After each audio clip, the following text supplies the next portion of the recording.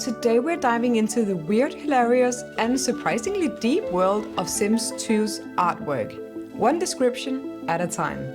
Because I've picked out some of my favorite pieces and taking a closer look. Hello everyone, my name is Reese and welcome to my channel. In the beginning, it's one of my personal favorites and you can acquire it for only 600 simoleons. Let's take a look at the description. The best known painting by SimCity's best known surrealist Look This Way, in the beginning deals with familiar themes of desire and betrayal within the framework of post-industrial societal alienation. And by just looking at this painting, there is a lot of references that I want to do some analysis on, and we only have 4 environment points, which I think is a bit rude here, but oh well. First and foremost, let's take a look at the apple and the temptation, because I think that is a clear reference to Eve in the Garden of Eden, tempting Adam with an apple from the Tree of Wisdom. And the title also, in the beginning, evokes this grand, almost biblical scope. I think it is a reference to Genesis, which sets up expectations for something profound and possibly nonsensical. And if we then take a look at Eve herself, because I'm thinking that this person with an apple as her head is Eve. Well, she does look somewhat like Bella Goth with the red dress, maybe in a bit more daring version that we're used to seeing, because the dress is quite low cut and the knee-high boots are also new to Bella. But again, we have the signature dress and I'm pretty sure that we're meant to recognize that. So we definitely have a reference to the first Sims game and how Bella Goth and the entire mystery of her disappearance is a part of the primary myth and legend and lore of this game. And on a side note, maybe it is a reference to like Apple, the brand, growing as a company and tempting EA to make games available to Mac as well, because we didn't have Sims 2 available for Mac, but I'm pretty sure that it was available for The Sims 3. But please let me know in the comments if that seems completely off. Moving on. I think there is a funny satirical jab at the name, this SimCity's best known surrealist, Look This Way, because it is a name that sounds suspiciously like Look This Way or Lucid Way. But I mean, look this way, like can't you even hear the difference? I almost can't. So I guess that this might be hinting at how surrealism plays with perception and meaning, and also that there is an Easter egg hidden in this painting.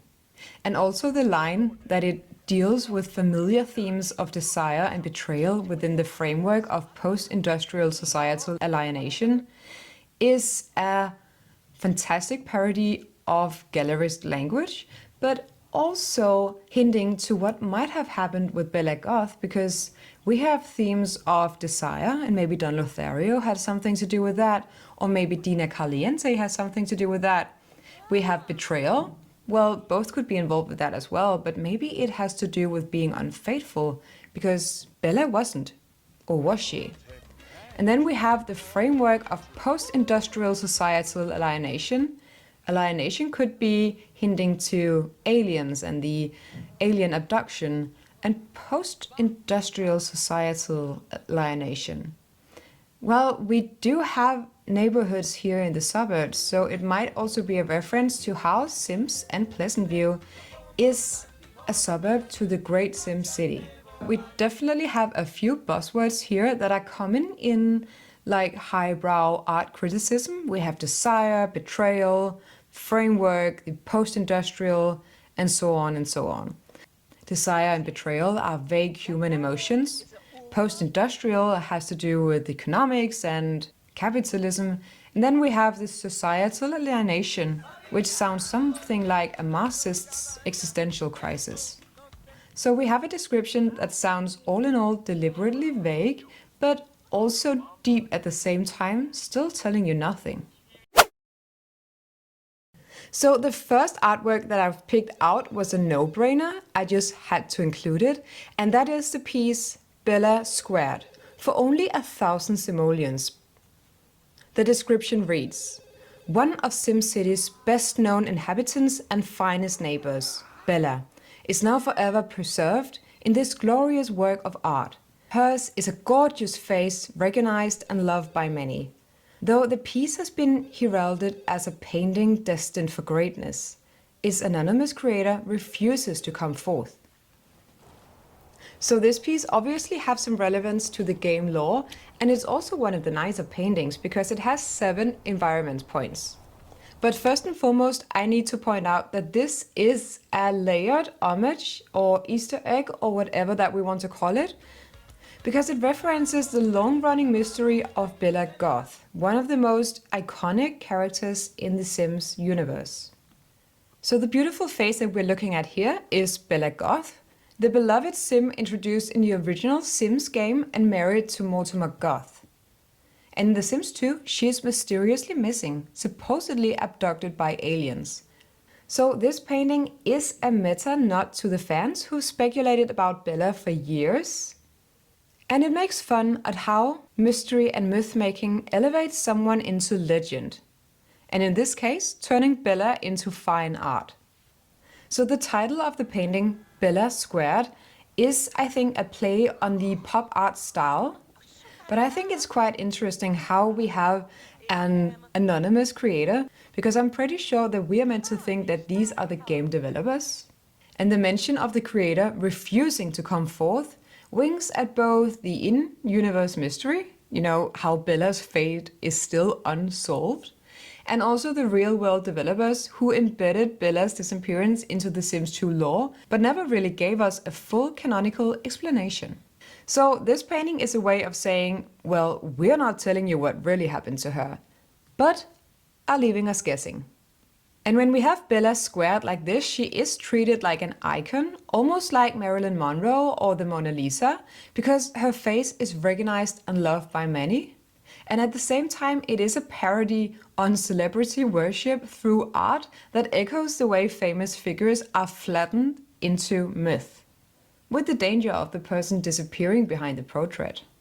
So this first piece of art, Bella Squared, is a loving memorial to Bella Goth, the icon, the mystery, and the Sims legend, and it pokes fun at how the art world is obsessed with iconic faces and the way culture turns people into symbols.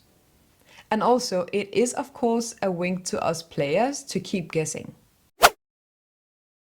And the third piece of artwork that I've picked out is my all-time favorite, and it's also a fan favorite among many. It is Untitled by Len Bletchman, and you can acquire this piece for 2,700 simoleon, and it will give you full 10 points for environment. Let's read the description. After a disenchanting tenure in the food service industry, Bletchman emerged as one of the art scene's most intriguing self-taught artists. His series of pop art images is renowned for criticizing modern culture subtly, yet scathingly. And it's not just the look of this artwork that makes it a favorite of mine, it's also the references in it, because there is plenty of references to pop art, the most obvious being its likeness to the colorful artworks by Andy Warhol, especially those made of Marilyn Monroe, Princess Diana, Queen Elizabeth, Queen Margrethe, and 2 other reigning queens. So Warhol used official photos of these people and layered it with his signature bright pop art colors and graphic line work. And I can definitely see how this painting was inspired by that series, because its resemblance to Bella Goth could be a reference to her as the Sims queen.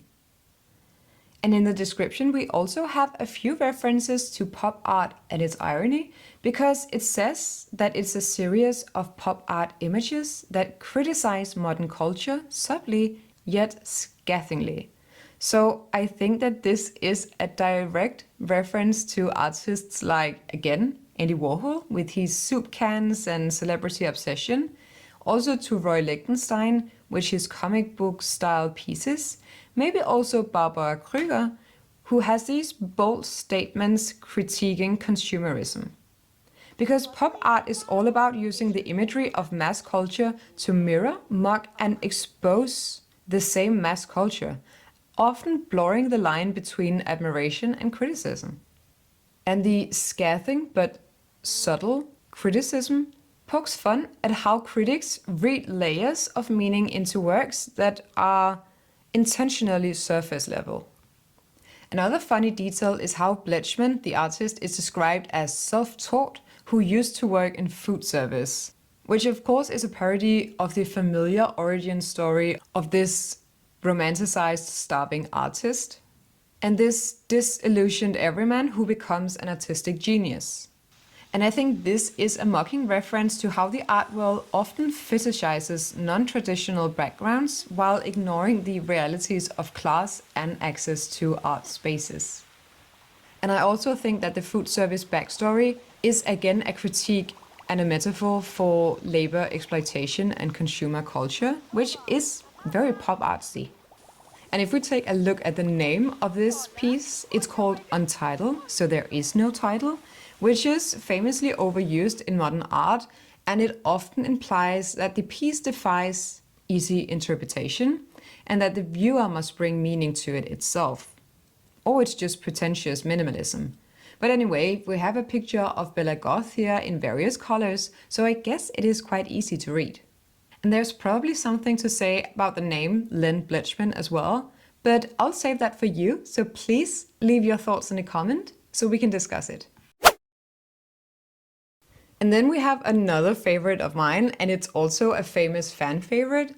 It is the painting A Sim Noir Print, and you can acquire this for 3,000 simoleons. The description reads, "It was cold. Rain was falling, the water running down the street like loose words in a bad novel. I just don't know, Dollface," he said. She knew he would never know, and a single tear formed at her eye's corner.